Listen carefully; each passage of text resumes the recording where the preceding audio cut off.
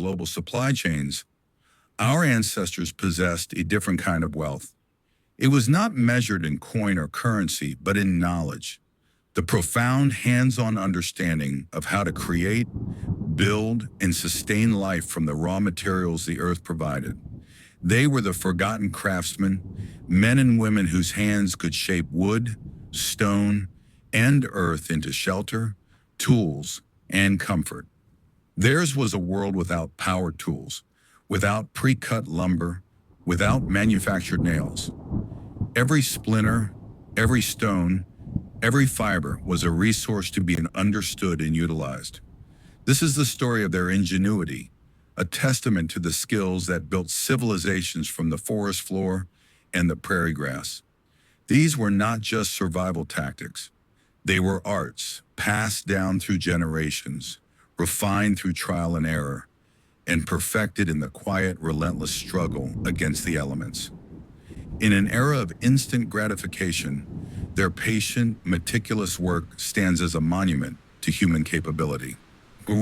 We often romanticize the past, imagining a simpler time. But the reality was a life of constant, skilled labor. The frontier farmer wasn't just a planter of seeds. He was a carpenter, a blacksmith, a mason, and a tanner. The settler's wife wasn't just a homemaker.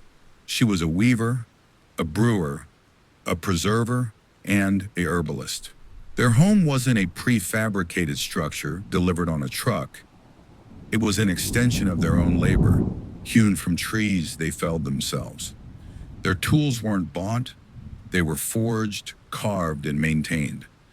Their existence was a continuous cycle of creation and maintenance, a deep symbiotic relationship with the natural world. They didn't conquer the wilderness by overpowering it. They coaxed a life from it by understanding its language. They knew which trees split straight for rails, which clays held heat for a bake oven, which plants yielded strong fibers for cordage. This knowledge was their true inheritance, more valuable than any material possession.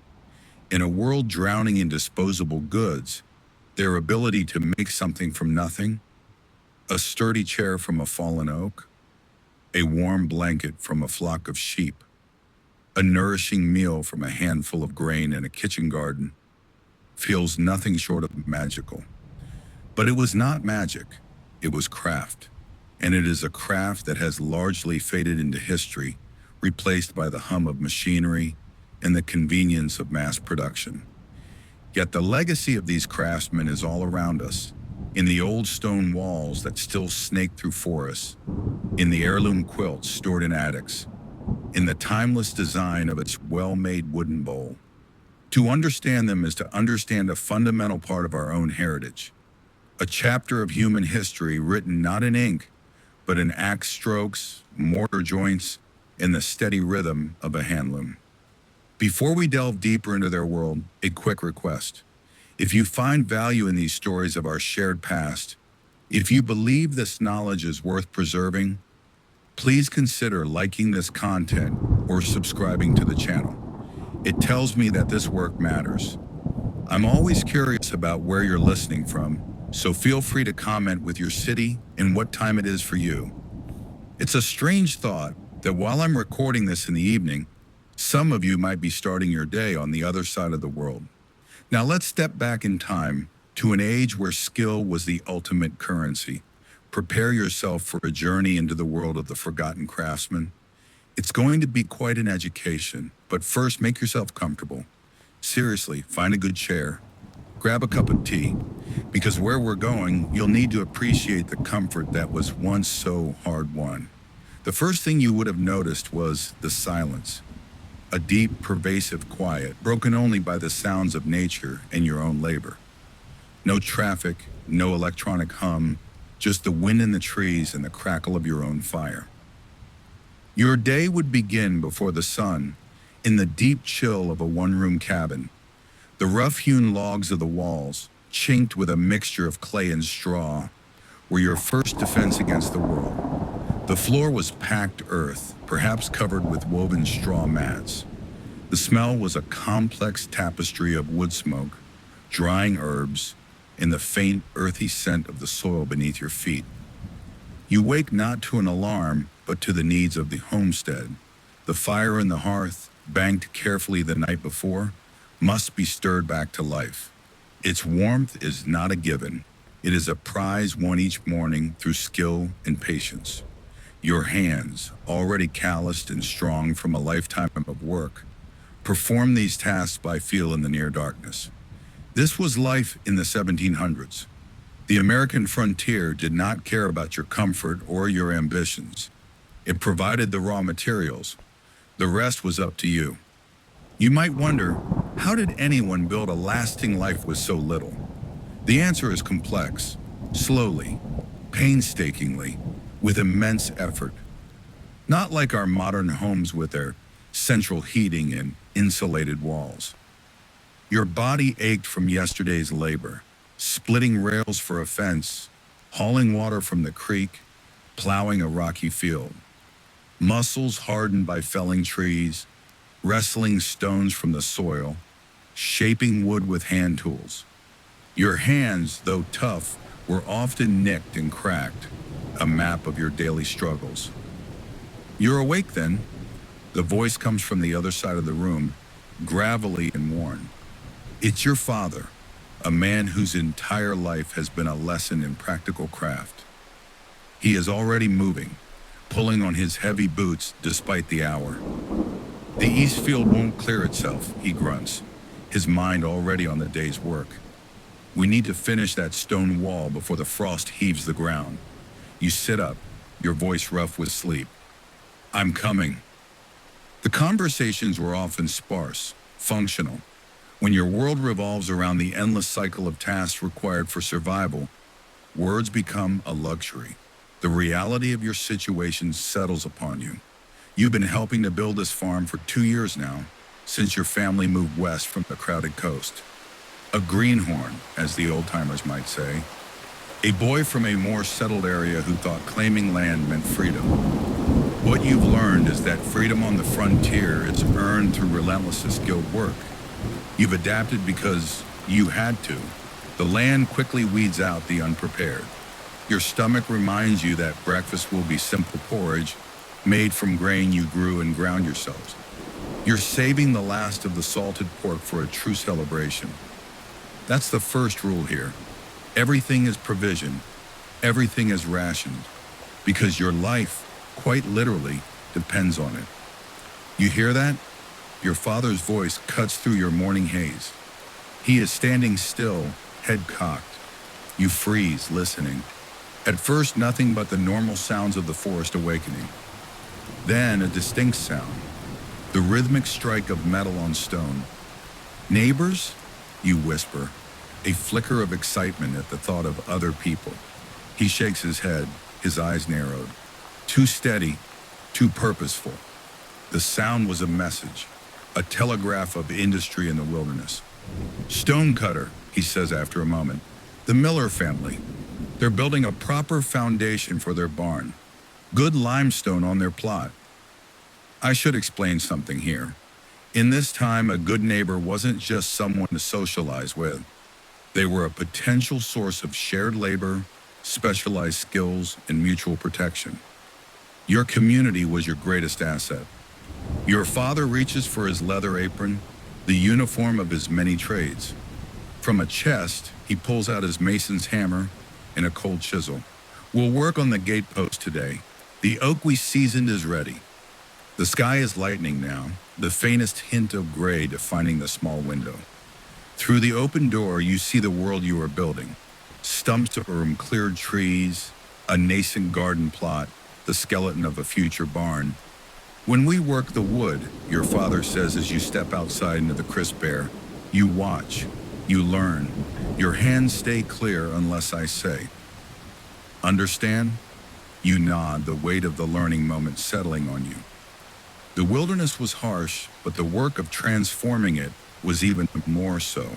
A poorly made joint, a weak foundation, a poorly tempered tool. These were not just mistakes. They were failures that could cost time, resources, or even lives. Trust in a man's craft was as valuable as his word. This project, This was the daily reality for a craftsman. The constant knowledge that your work had to stand the test of time and pressure, not from wild animals or hunger, though those were concerns, but from the sheer physical demands of frontier life. You're suddenly very aware of the modern world you left behind, a world of warranties and replacements. Your father surveys the large piece of oak, running a hand over its grain.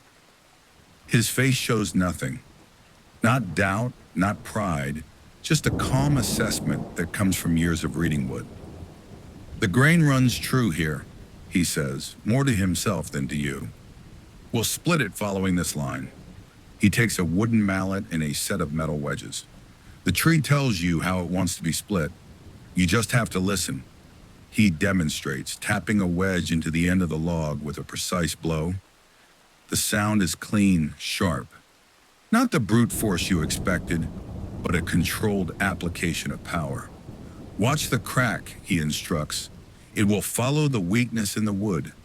You barely breathe, watching as the hairline fracture snakes its way down at the length of the timber, guided by his skillful placement of subsequent wedges. With a final, satisfying crack, the log falls into two nearly perfect halves. That's one post, he says. 3 more from this log. You might be thinking, why not just saw it? In a world without sawmills, splitting wood with the grain was stronger, more efficient, and preserved the natural strength of the timber. It was the way it had been done for centuries. He slowly, carefully shows you how to use a draw knife to remove the bark and smooth the surface, his movements economical and sure. Always work with the grain, he murmurs. Fight it and you'll tear the wood. Work with it and it becomes your partner. The resulting surface is smooth, almost polished, revealing the beautiful, strong heartwood beneath. This was the brilliant simplicity of traditional knowledge. No engineering degrees, no stress tests, just generations of tactile understanding passed down by those who worked the material every day. Now for the joinery, your father says, moving to the workbench. The joints themselves were the heart of wooden construction, the hidden language that held everything together. Made with simple chisels and mallets, they transferred weight and stress in elegant, efficient ways. We'll use a mortise and tenon for the gate, he explains, marking the wood with a charcoal stick. Strong, simple, won't come loose in the weather. He demonstrates, cutting the square mortise hole with a series of precise chisel strikes, the chips of wood flying away to reveal a perfectly formed cavity. Then he shapes the tenon on the end of the crossbeam to fit snugly within it. The precision is breathtaking, all done by eye and hand. We secure it with an oak peg, he continues, drilling a hole through both pieces and hammering in a hand-whittled peg. Wood on wood. It'll swell with moisture, lock itself tight. You might be thinking, isn't a metal nail stronger? Actually, no. A nail joint is weaker and will rust and loosen over time. A properly fitted wooden joint, especially one drawboard, where the peg hole is slightly offset to pull the joint impossibly tight, could last for centuries. These craftsmen weren't just building for now. They were building for generations. They understood the materials intimately. Now you try, your father says, handing you a chisel. The work is slow, your hands unsure. The chisel feels foreign, dangerous. Your cuts are ragged, your lines uneven. You're cutting too deep, he corrects, guiding your hand. Let the tool do the work. Your job is to guide it. You slowly find the right pressure, the correct angle. It's meditative work, this shaping of wood to fit wood. By the time you finish your first clumsy joint, your hands are sore, but the pieces fit. It'll hold, your father says, which from him is high praise. The rhythm of the craftsman's life becomes clearer now. Everything has a process, a sequence that can't be rushed. The material, the season, the light, all dictate what can be done and when. Late in the afternoon, your father shows you the next step, shaping the wood with a spoke shave to create a comfortable grip for the gate. Tools need to feel right in the hand, he explains. Otherwise, the work is a chore. He forages nearby, returning with a piece of sandstone. For sharpening, he explains, a dull tool is a dangerous tool. It forces you to work harder, and it can slip. The sharpening process is a ritual. He shows you the proper angle, the consistent stroke, the way to test the edge with his thumb. A sharp chisel should sing as it cuts the wood, he says. A dull one just crushes it. The fire for the forge needs to be lit now. A different kind of fire, hotter for working the metal parts they can't make from wood, the hinges and the latch.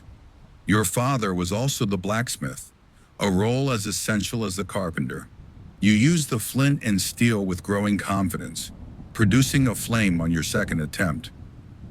What now, you ask, as the fire begins to heat the small, handmade forge? Now the metal, your father says, turning to a piece of scrap iron. He heats it in the coals until it glows a brilliant orange. Need to draw this out. He explains the process as he works. The metal must be heated to a precise temperature, then hammered on the anvil to stretch and shape it. If it's too cold, it can crack. If it's too hot, it will burn and become brittle. He hammers with a rhythmic, practiced cadence, turning the metal with tongs between blows. The resulting shape is rough, but recognizable as a strap hinge. Why go to all this trouble, you ask, watching the metal slowly transform from a lump into a functional object? Why not just buy hinges from the trading post? Your father gives you a look. See any iron mines around here? Or a coin to waste on what I can make myself? Out here, you use what's available and you make what you need. The metalworking takes hours, requiring constant attention to the fire's heat and the color of the steel. Meanwhile, the wooden gatepost stands ready, waiting for its iron counterpart. Good craftsmanship keeps a farm running for generations, your father explains as he carefully quenches the hot metal in a bucket of water, sending up a great hiss of steam. Not just for a season, but for your children and theirs. The concept is remarkable. Creating objects meant to outlive their maker, to become part of the very fabric of a place. In a world of planned obsolescence, such foresight feels revolutionary. While the metal cools, your father forges nearby, returning with a piece of deer antler. Gathered this last winter, he explains. Good for making tool handles. Doesn't split like wood. You've been carrying a deer antler all this time, you ask, surprised? He shrugs. Never know what you'll need. A good piece of bone or antler might be the key to fixing a vital tool. The gatepost and hinge require fitting together. Your father drills holes through the wood and hot punches matching holes through the iron. A technique that ensures a perfect alignment. The hot iron sears the wood as it passes through, creating a charred, hardened surface that resists rot. Now we mount it, he announces. Without a proper hoist or machinery, you improvise. You use a simple block and tackle, a system of ropes and pulleys that your father fashioned himself to lift the heavy post into place. It's laborious work that you take turns at, heaving and guiding the timber until it drops perfectly into the prepared post hole. Mix the mortar, he instructs, pointing to a pile of sand, lime, and crushed oyster shells he had traded for. The final step is securing everything. Your father mixes the mortar with water until it reaches the perfect consistency, then gradually packs it around the base of the post in the hole. The proportion seems to be about 3 parts sand to 1 part lime. Too little lime, it's weak and crumbles, he explains. Too much, it's brittle and cracks. The mixture is worked until it's stiff but plastic, holding its shape when squeezed. Now we set it true, he says, using a heavy plumb bob to ensure the post is perfectly vertical. He braces it with scrap wood until the mortar sets. By evening, you have a gate post that looks as if it has grown from the earth itself, solid, immovable, and built to last 100 years. That's the start of a proper fence, your father says with satisfaction. A fence that will mark our land and keep the livestock safe. To celebrate your successful work, dinner is a simple stew made from vegetables from the garden and a rabbit you snared yesterday. After a day of wood and metal, the food tastes incredible, nourishing, and earned. Try some of this, your father says after the meal, cutting a slice of cheese from a wheel he made last fall. You take the offering. It's hard, sharp, and complex. The taste is unusual, but not unpleasant. A direct result of his skill in dairy craft. Different ways to preserve food, he explains, watching your reaction. Smoking, drying, salting, brining. Cheese is just one. Keeps the milk from the cow usable through the winter. The taste grows on you, especially when you consider the alternative is going without. That night, as you sit by the hearth, your father seems more talkative than usual, perhaps satisfied with the day's productive work. Winter of '55, he begins, staring into the flames, was a bad one. Deep snows, couldn't get to the trading post for months, had to make do. He takes a sip from his tin cup of herbal tea. Had to repair the plowshare with what I had. No new iron. Had to reforge it, temper it myself. When the thaw finally came, it was the only plow in the valley that could break the hard ground. He doesn't finish the sentence, but he doesn't need to. The thing about the craftsman's life, he continues after a while, isn't that it's always hard. It's that it demands resourcefulness without warning. A broken tool at the wrong time could mean a missed planting season. A poorly made roof could mean a winter of misery. A man who can't make or mend dies when things break. The gatepost represents more than a boundary. It's a philosophy. Use what you have. Learn to make what you don't. Never be helpless when faced with a broken thing. How long have you been doing this, you ask, genuinely curious about the man who's become your teacher. Your father considers. Learn from my father, he learned from his. Goes back further than anyone can remember. Any family that didn't craft didn't survive. The fire pops, sending sparks drifting upward into the chimney. Stars are visible through the open door. A brilliant tapestry. Did you ever think about doing something else? You ask after a comfortable silence. Your father doesn't answer immediately. When he does, his voice is quieter than usual. Went to the city once as a young man. Saw men working in factories, doing one small task all day. He shakes his head slightly. Couldn't breathe. Needed to see a thing through from start to finish. Needed to stand back at the end of the day and see what my own hands had made. He adds a small log to the fire. Some men just don't fit in that other world. You wonder if the same sensibility lives in you. If this deep satisfaction of creating something real and lasting is a need you didn't know you had. The thought is both daunting and deeply compelling. As if reading your thoughts, your father says, "You'll find your way. You've got the patience for it. The hands will learn." How can you tell, you ask? He almost smiles. You didn't give up on that joint. Even when it was fighting you, you saw it through. The conversation drifts to practical matters. Plans for tomorrow's work on the stone wall. The need to check the roofing thatch. The possibility of building a new butter churn. As you settle onto your straw-filled mattress for the night, your mind returns to the gatepost. Such a simple, solid thing. But in its creation lay a universe of knowledge. Forestry, wood grain, joinery, blacksmithing, masonry. So much of traditional craftsmanship followed this pattern. Not just building something, but understanding the complete life cycle of the materials, from their raw state in nature to their final, dignified form as a useful object. Outside the cabin, an owl calls into the darkness. The sound is both lonely and comforting, a reminder that the world you are building yourself into is an ancient one. The trees grow, the animals forage, the seasons turn, all according to rhythms that long predate your arrival. The gatepost, standing sentinel in the moonlight, represents more than a day's work. It represents understanding, of patience, of a different relationship with time and material. Your last thought before sleep claims you is that perhaps this is the true difference between then and now. In our time, we are consumers, users of finished products whose origins and making are a mystery to us. In their time, they were creators, intimately connected to the source of everything they used.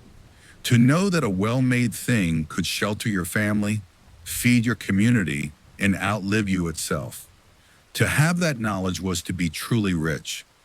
Your father's prediction about the weather proves correct. A week after setting the gatepost, a warm, dry spell settles in, perfect for the next major project, building the stone wall. The stones themselves had been gathered painstakingly from the fields, piled along the intended boundary line. The wall was more than a marker. It was a way to clear the land for planting, to create a permanent, durable barrier, and to leave an unmistakable mark of possession and improvement upon the land. Dawn of the first day of wall building brings a focused energy. Instead of heading to the wood shop, your father sits outside examining his stone hammers and chisels. "No woodwork today?" you ask, emerging from the cabin. He shakes his head. "Weather's right for mortar. Time for masonry. After the precise work of joinery, the brute strength of stonework feels like a different world." "What's the plan?" you ask, hefting a heavy hammer. "First, we sort the stone," he says. "Need to know what we're working with." This, you realize, is a different skill from woodworking. Stone doesn't bend or flex, it breaks. Building with it requires understanding its inherent strengths and weaknesses, working with its natural shapes rather than against them. You follow him to the pile of stones, a jumbled mountain of granite, limestone, and fieldstone. "Stop," he says after surveying the pile. He kneels, running his hands over various stones, turning them, tapping them with his hammer. "Listen, what do you hear?" You crouch beside him, studying the stones. At first they all look the same, gray, heavy, inert. Then as your eyes adjust, you notice differences in color, texture, and shape. "This one's good for the base," he says, hefting a large, flat piece of limestone. "Wide, flat, will bear weight." He taps another stone. "This one rings," he notes. "Soundstone. Good." This one, he taps a different one. "Sounds dull. Might have a crack inside. No good for the wall." He stands, eyes scanning the pile. "Let's begin." As you move the stones, your father provides a running education in lithology, the wilderness equivalent of material science. He points out details you would have missed.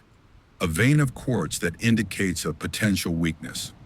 A fossil imprint that tells him the stone's origin. The way certain stones cleave naturally into flat sheets.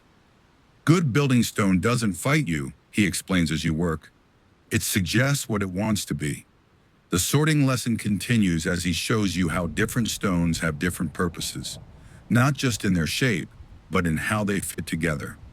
"We'll use the largest, flattest stones for the foundation," he explains, showing you how to create a level, stable base. They lock together, create a solid footing. He points out other characteristics you never would have noticed. Stones with one perfectly flat face for the wall's exterior. Stones with irregular shapes to serve as fillers in the interior. The importance of through stones, long stones that span the width of the wall, tying it together. "Thinking like a mason yet?" your father asks after about an hour of sorting. "Not really," you admit. "Need to. A mason doesn't just stack rocks.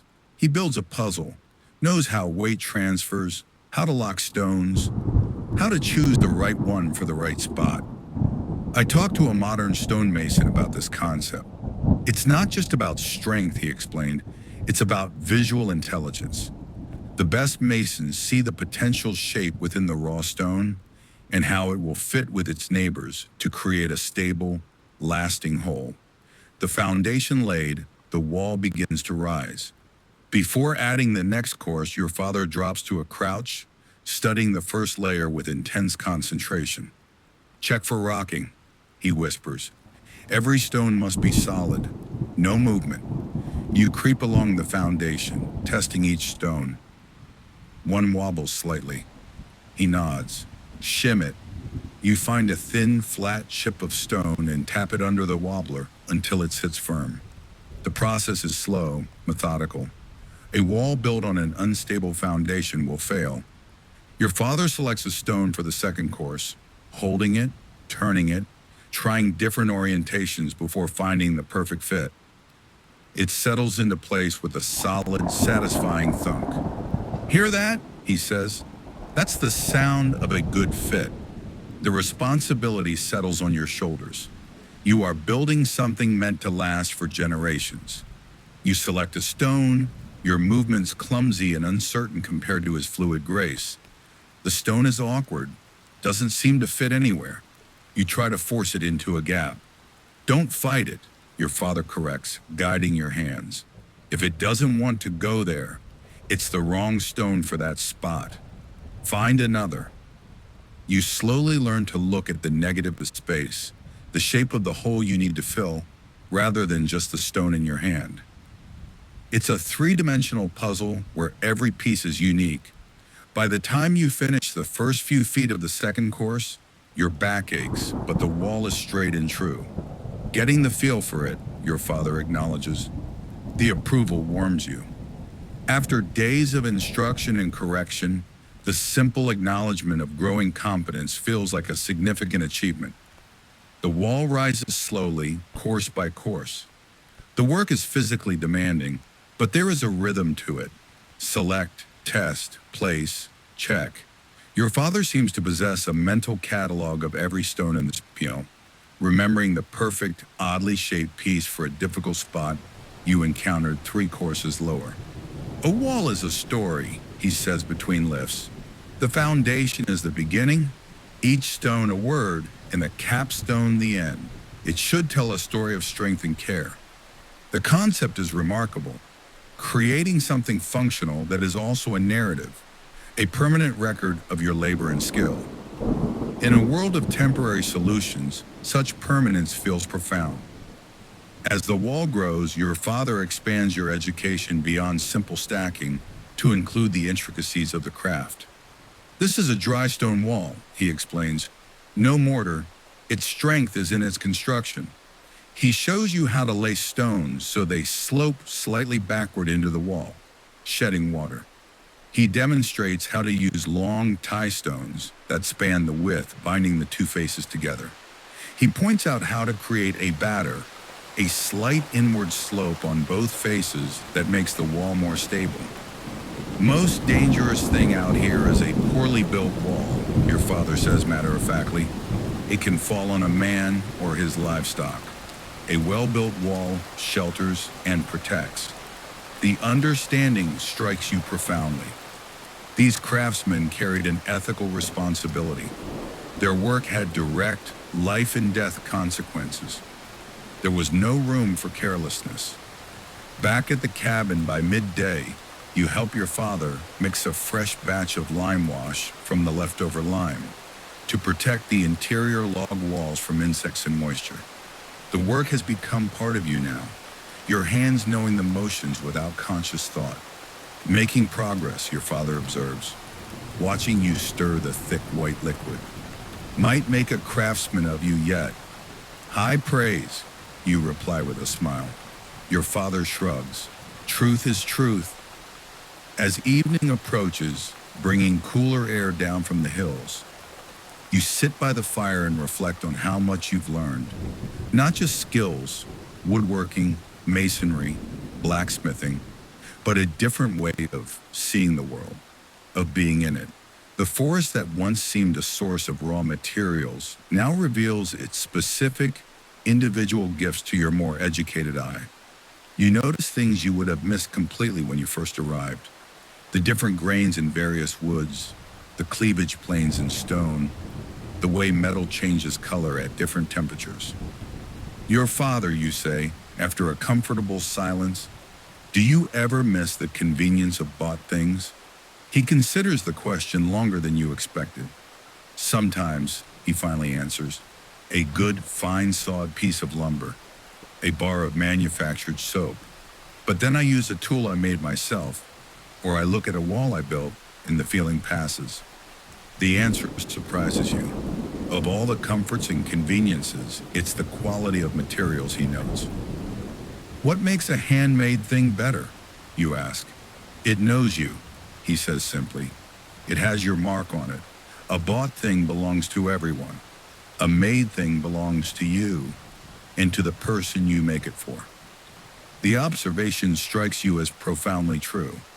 The forgotten craftsmen were creating more than objects.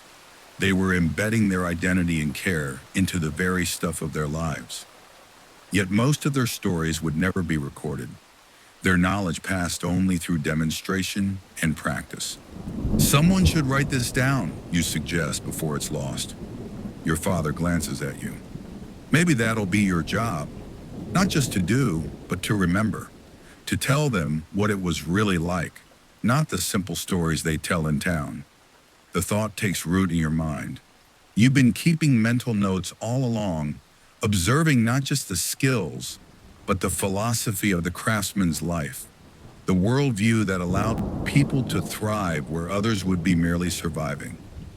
As darkness settles fully, the fire becomes a small island of light in the vast, quiet night.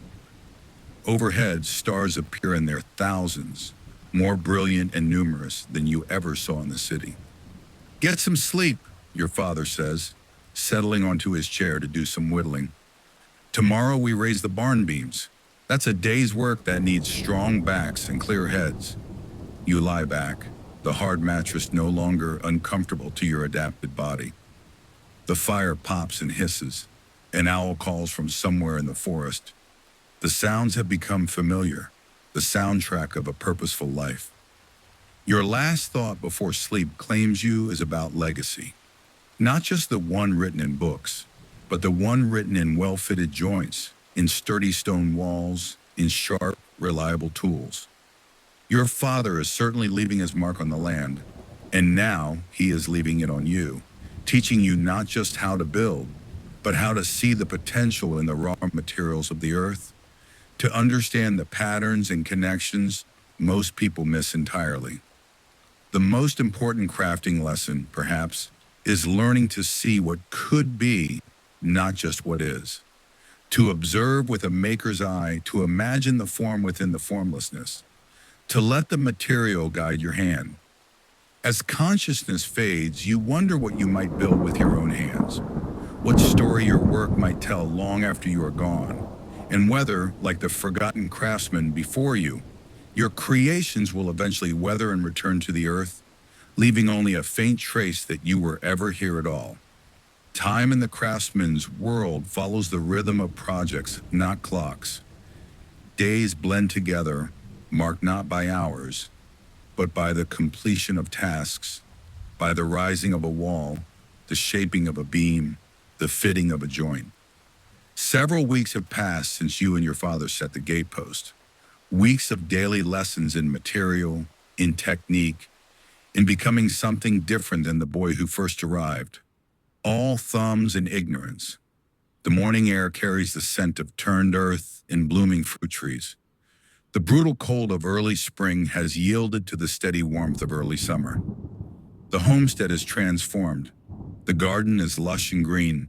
The stone wall snakes across the property line, and the skeleton of the new barn stands ready for its roof. You stand back from the completed stone wall, a serpentine line of gray stone that looks as ancient and permanent as the hills behind it. It represents not just a boundary, but a monumental effort.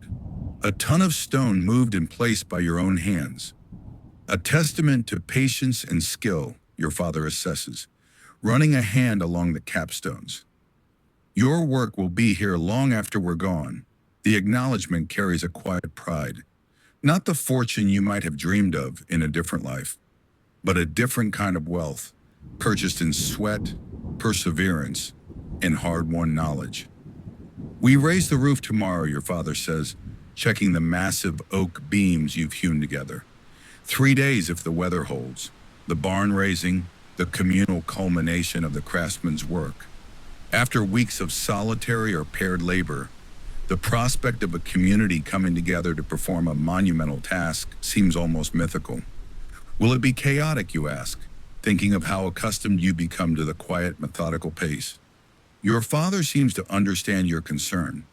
Organize chaos, he says, for the first hour. Then you'll see the pattern.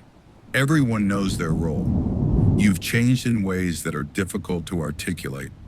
Your body has transformed harder, stronger, capable of sustained labor. Your hands, once soft, are now a network of calluses and small scars, each one a lesson learned. Your face, when glimpsed in the still water of the creek, appears older, more grounded, but the deeper changes are internal. Your perception has sharpened. You see the world as a collection of resources and possibilities.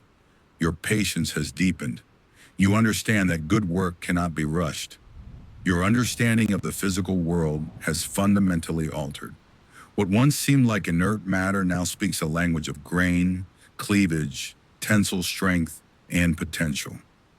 One last check of everything, your father says, nodding toward the stacked lumber and finished joints. Once we start, we don't stop.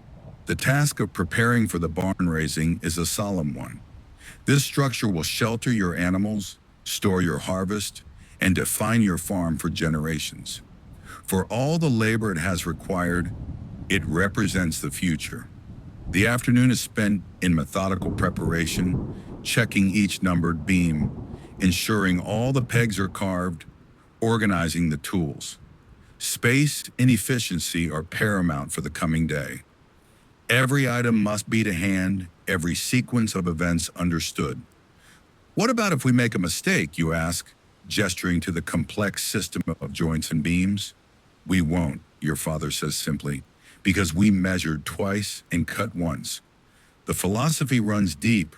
Preparation is everything. A mistake in a barn raising isn't just an error, it's a potential disaster. That evening, your last before the raising, your father seems unusually reflective. Perhaps it's the transition from private creation to communal effort that prompts his rare openness. First major build is the one you remember, he says, staring into the small fire outside. It either shows you what you're capable of or it breaks you. Which happened to me, you ask. Your father studies you across the flames, still finding out. The process never ends. You think about the boy who left a more settled life, full of abstract dreams. That version of yourself seems distant now, replaced by someone who understands the weight of wood, the heft of stone, the satisfaction of a perfect fit. Will I ever see a well-made thing the same way again? You wonder aloud. Your father shakes his head slowly. Can't unsee what you've learned. Once you know how a thing is made, you see the maker in it. You sleep restlessly that night, your mind cycling through the complex geometry of the barn, the names of the joints, dovetail, mortise and tenon, scarf, the sequence of the raise. The forest sounds are a familiar comfort, the hoot of owls, the rustle of night creatures. Dawn comes with a heavy dew, glittering on the spider webs between the trees. You rise before your father for once, stoking the fire and preparing a large breakfast for the coming army of labor. The act of cooking for the community feels significant, a small offering for the shared effort to come. Your father emerges, noticing your unusual earliness with a raised eyebrow, but no comment.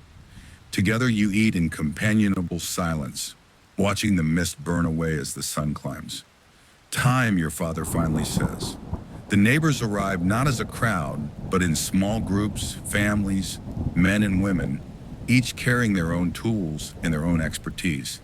There is a quiet seriousness to them, a sense of purpose. The community was a network of specialized skills. With one last look at the prepared site, you join the gathering crowd, ready to transform a skeleton into a shelter. The work begins not with a shout, but with a quiet organization. The master carpenter, a man your father respects deeply, takes charge. He assigns teams to each major beam. The silence of the morning is broken by the sound of dozens of mallets striking wood, the creak of ropes, and the coordinated shouts of heave and hold. It is organized chaos, but within the chaos, there is a deep, ingrained order. Each person knows their role. The women and older children prepare a massive midday feast, while the men focus on the raising. You are placed on a team heaving a massive bent, the curved assembly that forms the side of the barn. The weight is immense, but distributed across a dozen shoulders in a system of ropes and poles. It rises steadily. The precision of the pre-cut joints is tested as the bent is guided into its mortises on the sill plate. It drops into place with a solid, resonant thud that is felt through your feet. A cheer goes up. One bent raised. 7 more to go. The walking is harder than expected after weeks of relatively stationary craft work. By late afternoon, your shoulders ache from the lifting, and your voice is hoarse from shouting. The master carpenter selects the ridgepole, the final central beam that will unite the entire structure. With a complex series of commands and coordinated effort, it is lifted into place high in the air. The final symbolic act of the raising. The skeleton of the barn is complete, a cathedral of wood standing against the sky. The temporary energy of the raise gives way to the more methodical work of installing the purlins and rafters. You help where needed, your body moving through the familiar tasks automatically while your mind wanders. Your father, you say, as the light begins to fade and the feast is laid out on long tables. Do you ever wonder if this way of life will disappear? If there will come a time when no one knows how to do this? He pokes at the fire around which the roasting meat turns, sending sparks drifting upward. All ways change, he says simply. Factories rise, people move to cities. Time's coming when a man might live his whole life without swinging a mallet or shaping a stone. The acknowledgement holds a quiet sadness. Your father and men like him represent not just a set of skills, but a way of being, a particular relationship with the physical world that can only exist when people make up their own environment. That's why I'm teaching you, he continues after a long silence. Not just so you can build your own farm, but so someone will remember how it was done. The real work, not the storybook version. You're struck by the profound trust implied in his words. The stern, patient teacher has been silently evaluating you all along, deciding whether you were worthy of carrying forward some essential piece of his world. I'll remember, you promise, and I'll do my best to do it justice. A nod is his only response, but it feels like a covenant.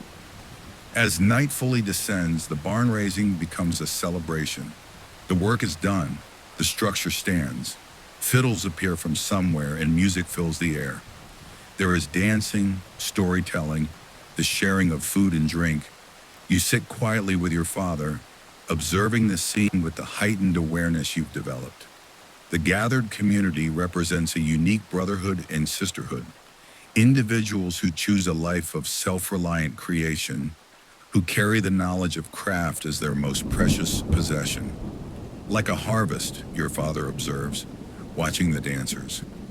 You work alone most of the year, but the bringing in that you do together. The understanding strikes you profoundly. These communal events were not just practical necessities, they were the social and cultural glue that bound to disperse people together. Each person here had faced their own private struggles with the land, and today they had triumphed together. As the night deepens, you're approached by several of the older craftsmen, curious about the young man working with the notoriously meticulous mason and carpenter. Their questions are direct, their assessment of your understanding transparent in their weathered faces. You answer honestly, describing the gatepost, the stone wall, the feel of a sharp chisel in your hand. One grizzled blacksmith slaps your shoulder after hearing about your first clumsy mortise and tenon. Still have all your fingers, I see. Your father must be a good teacher. The comment, delivered with rough humor, carries unexpected weight. You have not just survived, You have begun to learn the language of a vanishing world. The realization settles into your bones, a quiet confidence distinct from arrogance. Later, as many have succumbed to exhaustion or the potent homemade cider, you sit with your father away from the main fire, watching the stars wheel above the dark silhouette of the new barn. What will you do now? Your father asks, surprising you with the question. After the barn is finished, the roof is on, will you stay or will you go back? The question has been forming in your own mind for weeks. The original plan, to learn and then return, no longer feels adequate. You've barely begun to grasp the depth of what there is to know, to understand about this life of making. I'm thinking I might stay, you admit. Claim my own plot nearby. Keep learning. Your father nods, neither approving nor disapproving, simply acknowledging your choice. The land changes a man, he says after a while. Some can't go back to being a cog in someone else's machine. They need to see the whole thing through, from the tree in the forest to the table in the home. Is that what happened to you? You ask. A ghost of a smile touches his weathered face. Partly. Partly just found where my hands were meant to be. Same as you're doing now. The conversation drifts into a comfortable silence. Around you, the celebration gradually quiets as even the most determined revelers seek sleep. The new barn stands as a silent witness to the day's achievement. As you settle onto a bedroll under the open sky, too many years of sleeping indoors, you reflect on the journey that brought you here. Not just the physical travel, but the internal passage from who you were to who you're becoming. The skills you've learned, woodworking, masonry, the basics of smithing, represent more than mere techniques for building. They form a philosophy, a way of seeing and being in the world that is increasingly rare. Self-reliance balanced with community, creating beauty and utility from raw material. Reading the land's offerings rather than just taking from it. Living with the tangible results of your own effort. These forgotten craftsmen, with their patient hands and profound knowledge, are already becoming relics in their own time. The world they built with such care will soon feel the advancing pressure of a different age, of different values and relationships with making. But for now, in this moment, you've been granted a glimpse of a way of life that few will ever experience. You've begun to understand what it takes to not just live, but to create, to build, to leave something solid and good behind. Your father shifts on his bedroll nearby, already falling into the deep, earned sleep of a man who has completed a great task. A man who has found his purpose in the world, in the steady, honest work of his hands. As sleep approaches, you realize that the most valuable thing your father has taught you isn't any specific technique or skill, but a different way of being. Present in your work, attentive to the material, connected to the physical reality of creation. The modern world encourages consumption, distraction, a life one step removed from the sources of things. The craftsman's world demands presence, attention, direct engagement with what is. The stars overhead seem impossibly bright. The night air carries the scent of fresh-cut wood, roasted meat, and trampled grass. Your body, tired but stronger than it has ever been, settles into the earth. This moment, like all moments in the craftsman's life, is both an end and a beginning, part of a cycle of creation that long preceded you and will, you hope, continue long after. Your participation in this cycle, your growing understanding of its patterns and meanings, connects you to something ancient and essential. As consciousness fades, one final thought surfaces, that perhaps the most important craft of all is the ability to truly see the potential in the world around you. Not as it is, but as it could be. To read its materials accurately, to respond with skill and patience, to find your purpose not in using the things, but in making them. The forgotten craftsmen knew this. Their lives were a testament to this deep, creative engagement with reality. And now, in some small measure, so do you. Sleep comes gently, carrying you away like shavings from a well-honed plane, flowing through dreams of forests and forges, of shaping stone to fit stone, of skills that build a world from the ground up, a world both functional and beautiful, a testament to the human hand, a world that, like the craftsmen themselves, is slowly receding into the past, leaving behind only their enduring creations for those who know how to read them.